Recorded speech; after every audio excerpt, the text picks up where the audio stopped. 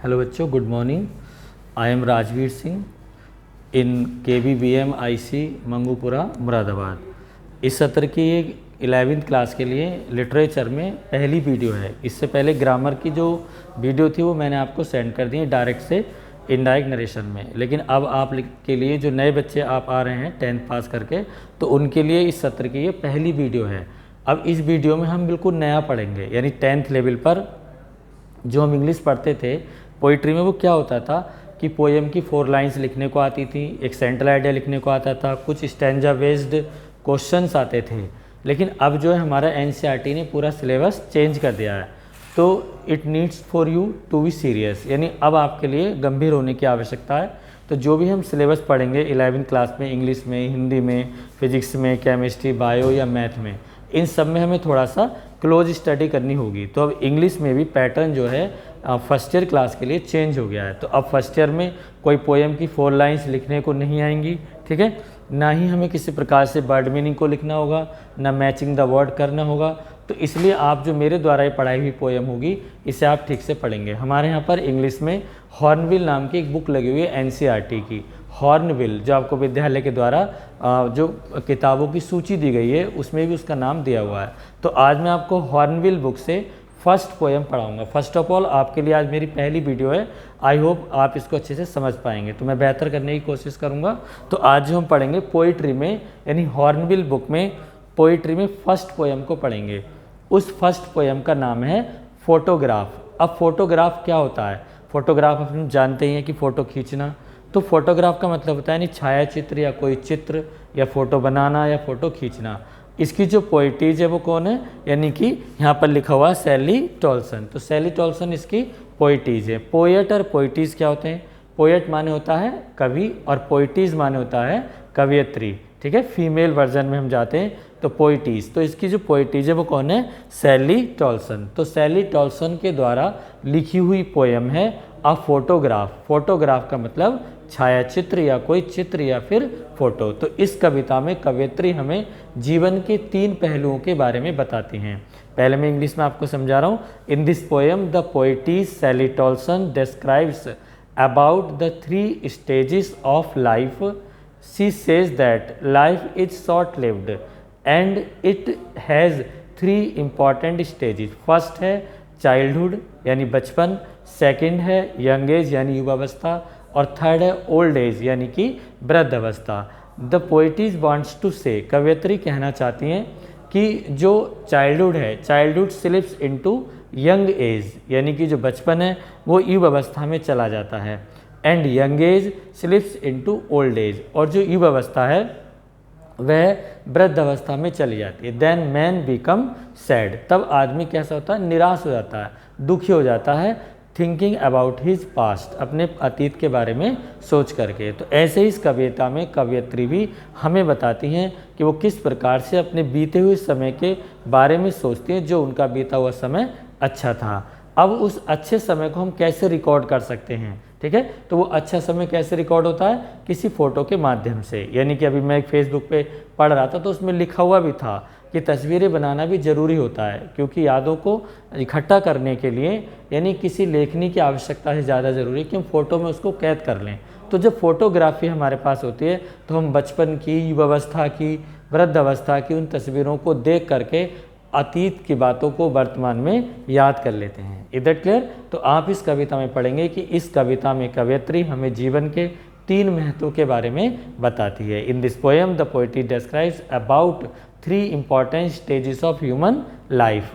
First क्या है? यानी कि चाइल्डहुड, और सेकंड क्या है?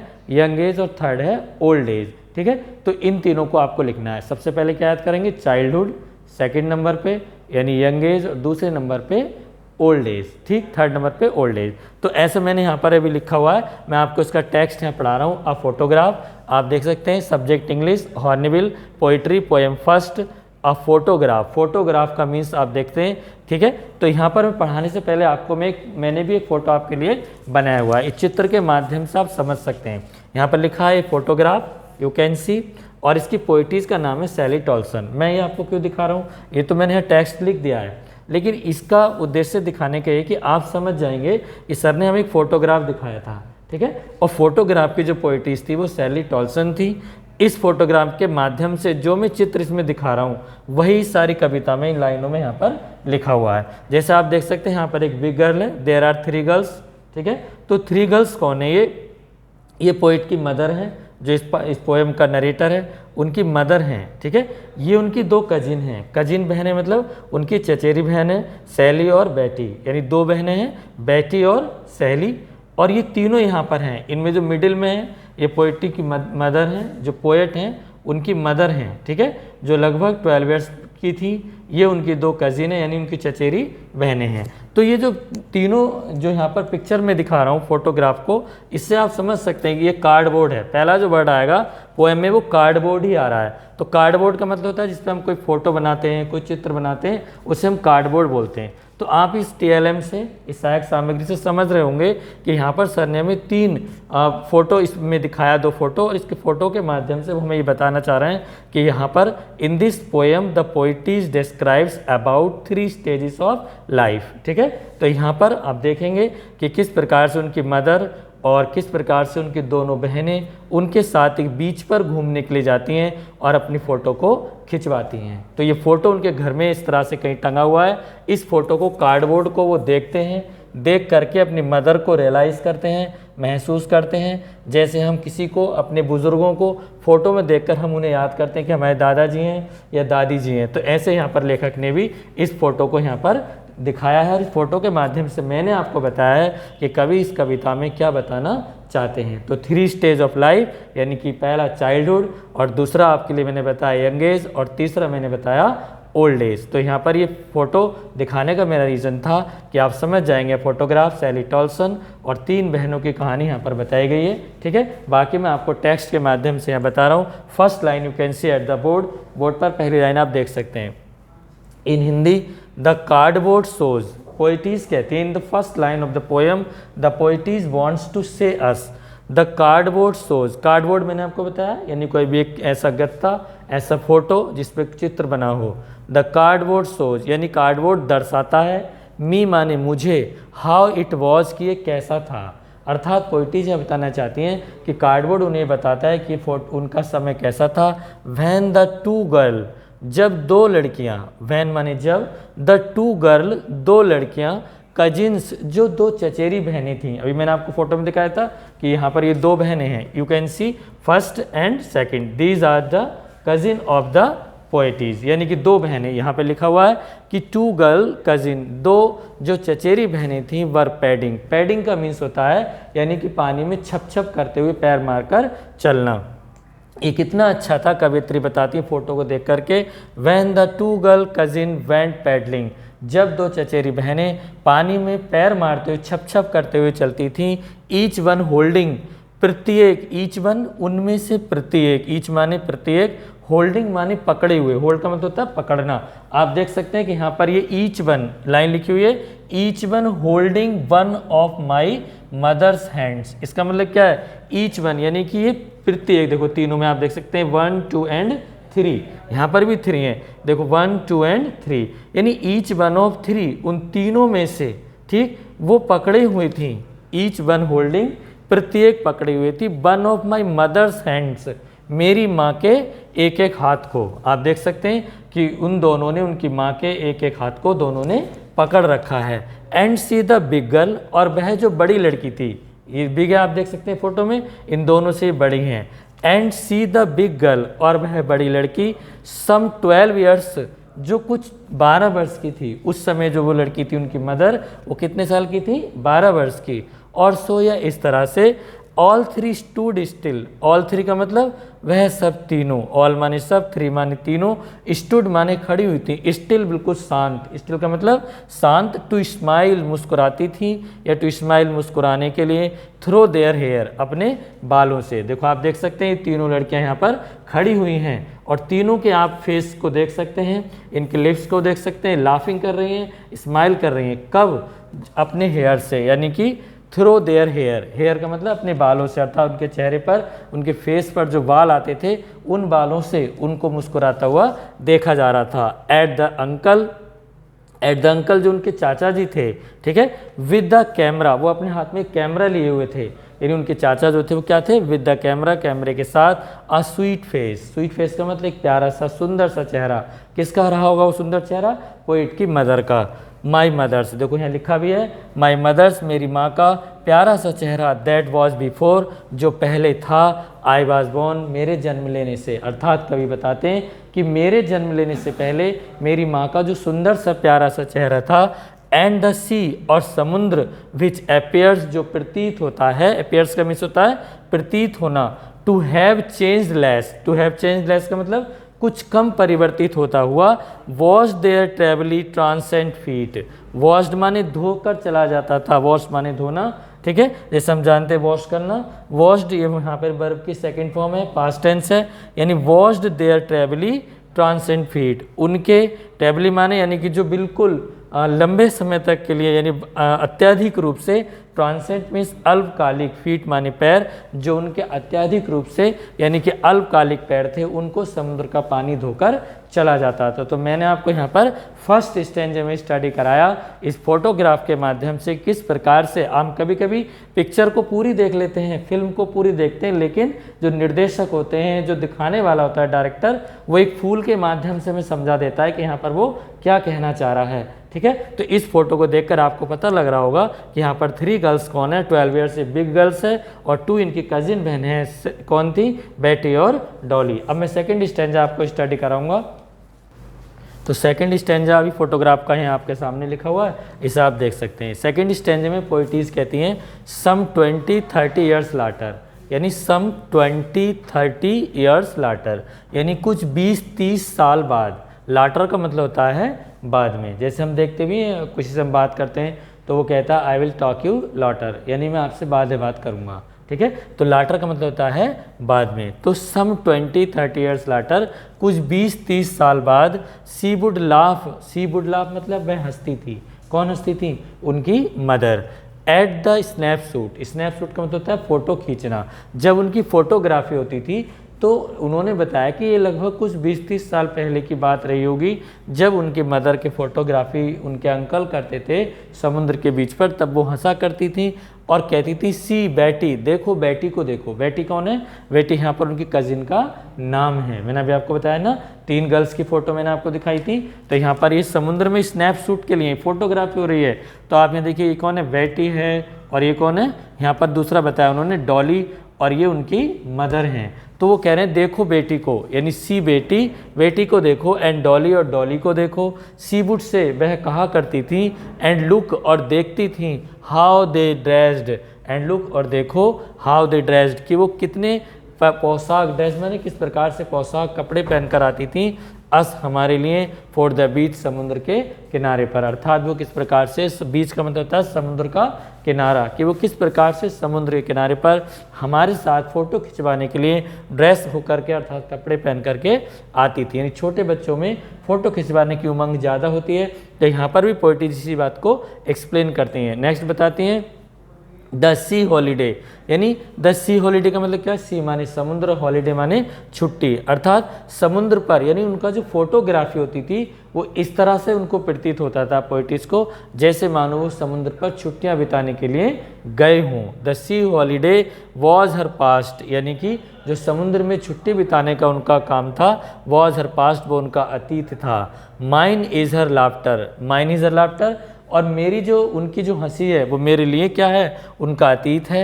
यानी माइन माने मेरा, यहाँ पे माई माने भी मेरा होता है और माइन माने भी मेरा होता है, बट दोनों में डिफरेंस क्या है। एक दिन मैंने आपको नरेशन पढ़ाते समय पर्सनल प्रोनाउन में बताया था, माई का मतलब होता है मेरा, ठीक है। जैसे किसी ऑब्जेक्ट के साथ हम यूज करते हैं तब माई लगाते हैं, जैसे यू आर माई स्टूडेंट, तुम मेरे विद्यार्थी हो, तो यहाँ पर माई माने मेरा हुआ।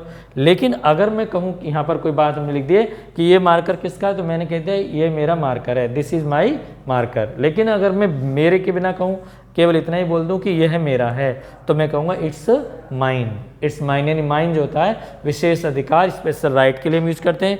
तो माइन इज हर लाफ्टर, उनकी हंसी मेरे लिए उनका अतीत थी, अर्थात अब जो मैं हंसता हूँ, ठीक है, या जिस प्रकार से वो लाफ करते हैं तो उनकी मदर के अतीत में वो हंसा करती थी, जो अब इस समय नहीं है, जो अब डेड हो गई हैं।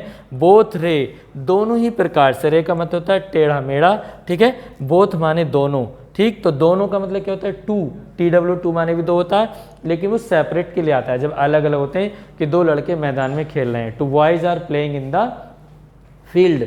लेकिन अगर मैंने कहा कि राम और गोपाल दोनों को बुलाओ, तो call both Ram and Gopal, तो यहाँ पे बोथ किसके लिए आएगा, दोनों के लिए। जब दोनों एक साथ वर्क करते हैं तो वहाँ पर आता है बोथ। Is that clear? तो both wry with the laboured ease of loss, यानी कि बोथ रे दोनों ही प्रकार से टेढ़े मेढ़े दुख को सहन करते हुए, विद द लेवर्ड मेहनत करते हुए, ईज माने आसानी से, ऑफ लॉस यानी कि हानि अर्थात क्षति, लॉस का मतलब होता है क्षति। उस हानि को, उस क्षति को हमने जैसे तैसे करके नुकसान को भरने का, प्रसन्नता के साथ प्राप्त करने का इशारा या कोशिश की कि वो दुख को हम भूल जाएं, ठीक है। Now she has been dead, ये इंपॉर्टेंट है आपके लिए स्टैंजा। मैंने आपको PDF में लिख करके ये वाला स्टैंजा दिया है और ये आपको खुद करना है। करने का मतलब है कि स्टैंजा दिया होगा, इसे मैं आपको समझा दूं। ऊपर लिखा होगा read the stanza carefully and answer the questions given below. इसका मतलब हुआ कि नीचे एक स्टैंजा दिया हुआ है, उसके नीचे 4 क्वेश्चंस आपको प्रोवाइड किए गए हैं। उन 4 क्वेश्चन के आंसर उस स्टैंजे में से देख करके लिखने हैं, उसके अनुसार जैसे मैं आपको पढ़ा रहा हूँ, जो टेक्स्ट में आपको पढ़ा रहा हूँ। इधर क्लियर? तो now she has been dead, अब वह मर चुकी हैं। कौन मर चुकी हैं? पोइट की मदर, यानी जो ये 12 इयर्स बिग गर्ल थी, ये डेड हो गई हैं। ये लास्ट में वो हमें बताते हैं, ठीक है। ये सैडनेस थी, उनके लिए दुख की बात थी। Now she has been dead, अब वह मर चुकी हैं। नियरली एज मैनी ईयर्स, जैसे लगभग अनेक वर्ष हो गए हैं। एज दैट गर्ल लिव्ड, जैसे वह लड़की रहती थी। दैट गर्ल से मतलब कौन है? वह लड़की। और वह लड़की कौन है यहाँ पर? उनकी मदर। Is that clear? जो 12 इयर्स की थी उस समय। एंड ऑफ दिस सर्क्यूमस्टेंस, सर्क्यूमस्टेंस माने परिस्थिति, हालात, ठीक है। एंड ऑफ दिस सर्क्यूमस्टेंस, और यह परिस्थिति, देयर इज नथिंग टू से एट ऑल, कहने के लिए कुछ भी नहीं है। कभी इस समय बिल्कुल सैड मूड में चले जाते हैं। The poet is become sad when she thinks about her mother when she was 12 years old and went to paddling on the sea beach for a photography with her uncle and with her 2 cousin sister Betty and कौन थी?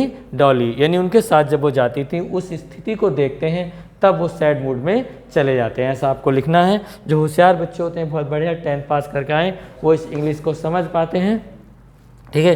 तो now she has been dead as that girl live, जैसे वह लड़की रहती थी। End of this circumstance, और यह परिस्थिति। देयर इज नथिंग टू से एट ऑल, एट ऑल का मतलब होता है बिल्कुल, जरा सा भी, इतना सा भी, ठीक है। देयर इज नथिंग टू से, कहने के लिए कुछ नहीं है। नथिंग का मतलब होता है कुछ नहीं, कहने के लिए कुछ नहीं है। एट ऑल बिल्कुल भी, जरा सा भी कहने के लिए कुछ नहीं है। इट्स साइलेंस साइलेंसेस, कितनी अच्छी लाइन यहाँ पर पोइट ने कही है। इट्स साइलेंस, साइलेंस का मतलब होता है बच्चों शांति, चुप, यानी कि चुप्पी। और साइलेंस इज माने शांत करना, चुप करना। यू कैन सी, दोनों वर्डों को मैंने अंडरलाइन किया है। साइलेंस का मतलब क्या होता है? शांत।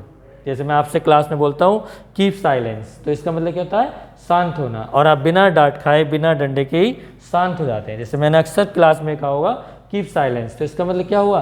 कि शांत हो जाइए। इधर क्लियर? तो यहाँ पर इट्स साइलेंस, शांत, इसकी शांति, ठीक है। साइलेंसेज, चुप कर देती है, अर्थात शांत कर देती है। पोएट कहना चाहते हैं इट्स साइलेंस साइलेंसेस, अर्थात इसकी चुप्पी मुझे चुप कर देती है। किसकी चुप्पी बताइए? किसकी शांति? फोटोग्राफ की। ये फोटोग्राफ क्या आपके सामने बोल थोड़ी ना रहा है, लेकिन इस फोटोग्राफ के अंदर जो साइलेंस है, जो शांति है, ठीक है, वह मुझे भी शांत कर देती है। मुझे क्या मतलब? पोएट को। अर्थात ये बोल नहीं रहा है, बट इस फोटो को देख करके हम प्रतीत कर सकते हैं, महसूस कर सकते हैं, वी कैन फील कि उस समय उनकी मदर कितनी खुश थी जब वो 12 इयर्स ओल्ड थी और अपनी कजिन के साथ, बेटी और डॉली के साथ समुद्री बीच पर जाकर के अपने अंकल के द्वारा फोटोग्राफ कराती थी, स्नैपशॉट कराती थी उस समय की घटना को। पोइटीज हमें इस कविता, ए फोटोग्राफ में हमें बताती हैं सैली टॉल्सन, ठीक है। और वो यहाँ पर हमें अपने बारे में बताते हुए प्रसन्न भी होती हैं और बाद में दुख भी महसूस करते हैं ये सोच करके कि ये पोएट, जो ये फोटोग्राफ है, इसकी शांति जो है वो हमें शांत कर देती है। अर्थात इट्स साइलेंस, इट्स किसके लिए आया है? फोटो के लिए। इट्स साइलेंस, इसकी शांति, साइलेंसेस, शांत कर देती है। Is that clear? तो यहाँ पर मैंने आपको अ फोटोग्राफ सैली टॉल्सन के द्वारा जो कंपोज की हुई पोएम है उसको लिखवाया, समझाया फोटो के द्वारा। I hope you well understand, आप अच्छे से समझ गए होंगे। और आगे भी जो अगली पोएम आएंगी उनको आप केयरफुली समझा करें, वीडियो में देखा करें। इसके जो टेक्स्ट हैं, जो स्टैंजा बेस्ड क्वेश्चन है, वो मैंने PDF में आपको लिख दिए हैं और वो इसी तरह लिखने के लिए आएंगे। एक तो सेंट्रल आइडिया आएगा, give the central idea of the poem, ठीक है,